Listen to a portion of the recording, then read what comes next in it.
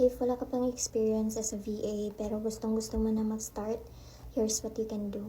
So, if wala ka pang alam kung ano yung mga tasks ng isang VA, ano yung mga tools na ginagamit ng mga VA, you can start by learning on YouTube or sa Google. Mag-search kayo kasi dito din mahahasa yung yung research skills ninyo. And research skill kasi is very important as a virtual assistant kasi most of the time busy yung mga client and they don't have the time to train you unless yun yung nakalagay sa posting nila na they are looking for someone they can train.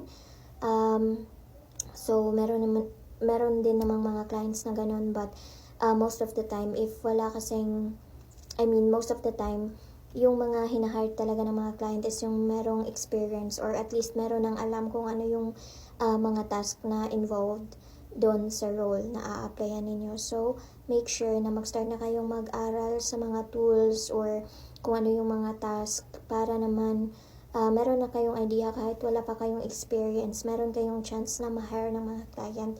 Lalo na kapag sinabi ninyo na you don't have a formal experience pero alam nyo na yung tools and alam nyo na kung paano gawin yung task by learning by learning. Kahit naman free or paid, ma-appreciate naman nila as long as nag-research ka talaga. So, yun lang muna for now. And I'm inviting those mga people na aspiring VAs or especially yung mga moms katulad ko na gustong maging VA pero hindi nila alam kung saan magsisimula.